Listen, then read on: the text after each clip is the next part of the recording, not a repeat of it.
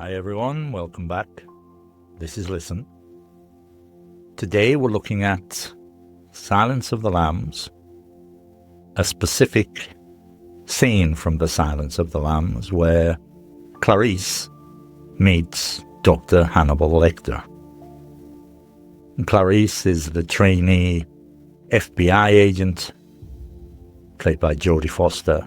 Dr. Hannibal Lecter, played by Anthony Hopkins, the serial killer. So this scene actually proves something very important. There's an important message in the movie. It tells us you don't need action to create tension. You don't need explosions or chases or violence. Sometimes a conversation is enough. Starling is young, she's ambitious, and she's walking into a place, into a jail where Lecter is held. She's walking into a place where intelligence is more dangerous than strength. She enters a long, narrow corridor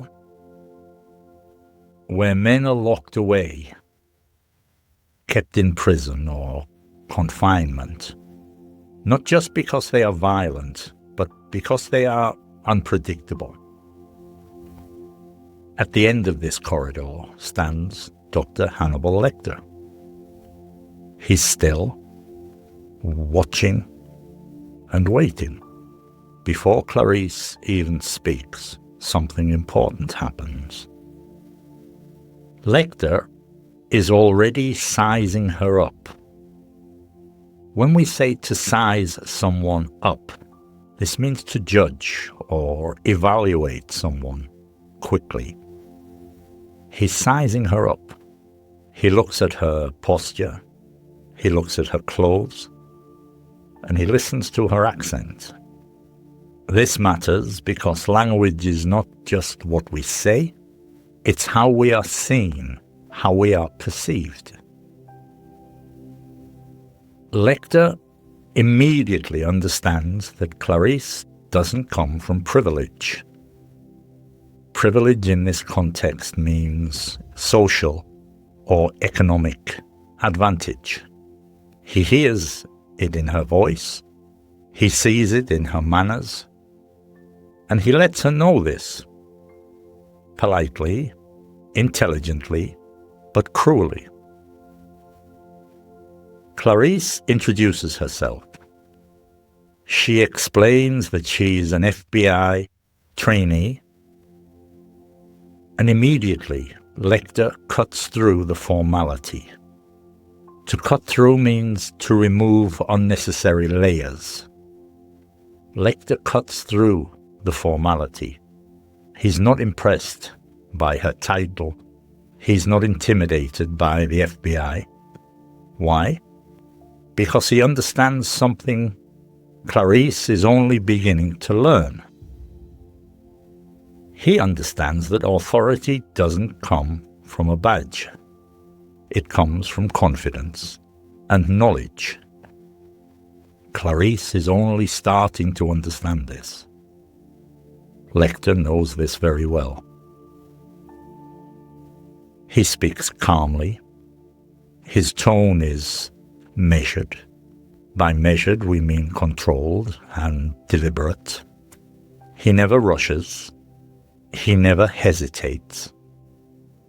And this gives him what we call psychological dominance.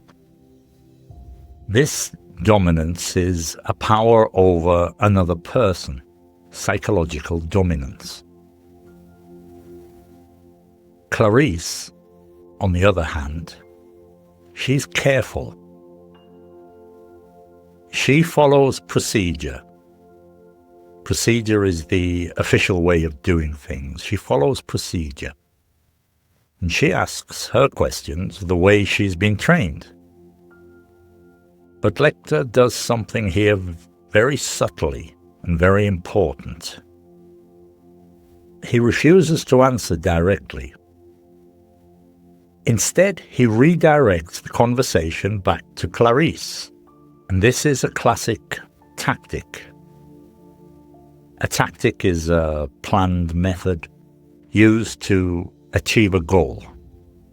This is a classic tactic, redirecting the conversation back to the person who asked the question.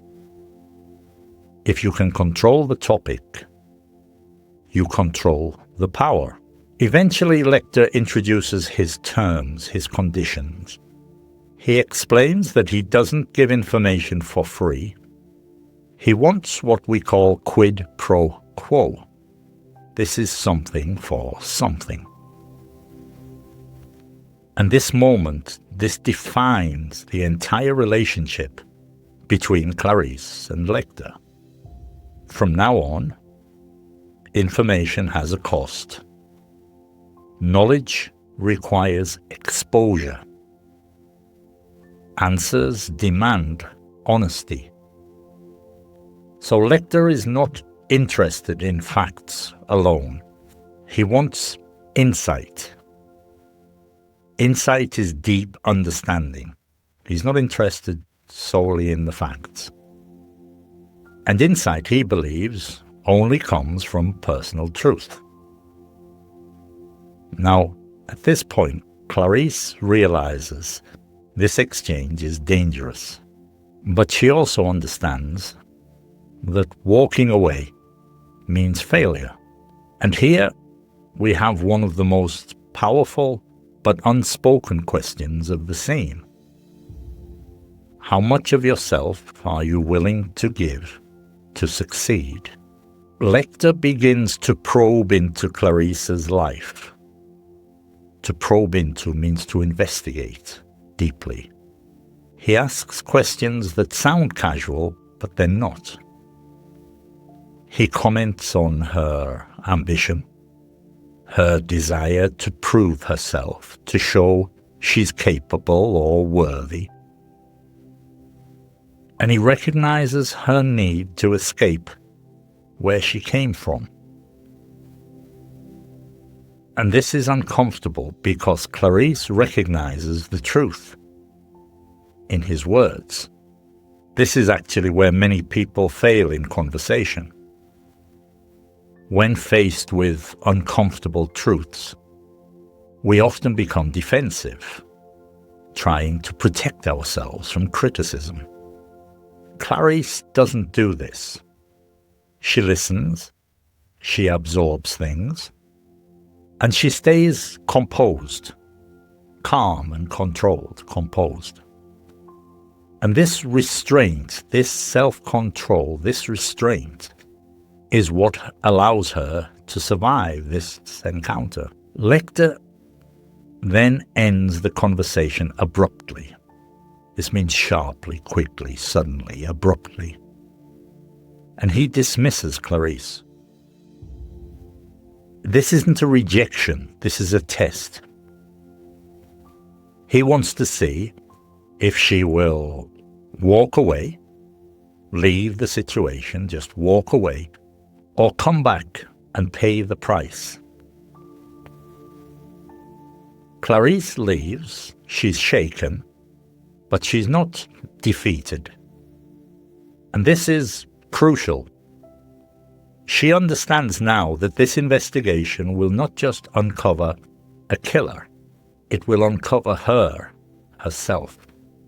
This is where the title of the film begins to make emotional sense, The Silence of the Lambs. It's all about the silence, the waiting, and an unspoken trauma.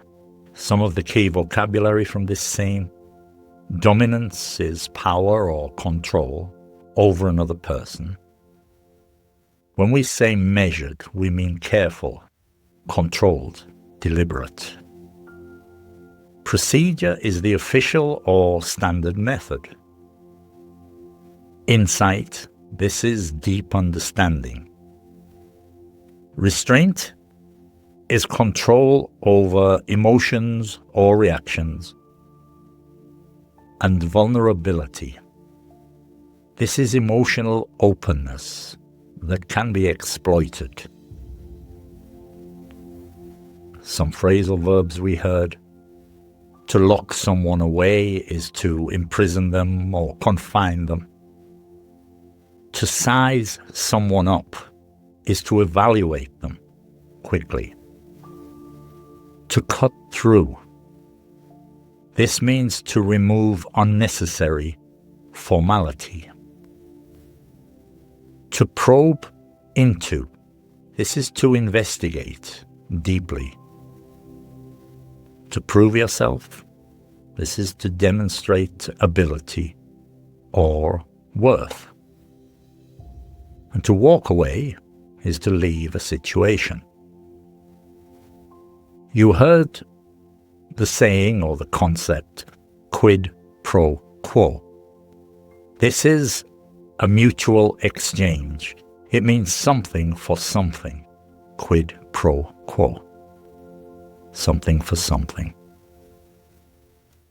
So this saying teaches us something essential, something important about communication. Power doesn't always announce itself. Sometimes it whispers. Clarice learns that to understand others, she must first understand herself. And Lecter, Dr. Lecter, he reminds us, uncomfortably, that the most dangerous conversations are not the loud ones, but the quiet ones, where every word matters. And that's everything for this episode. That was the scene where Clarice met Dr. Lecter for the first time from The Silence of the Lambs. Thank you for listening. Share, subscribe, and I'll see you in the next episode.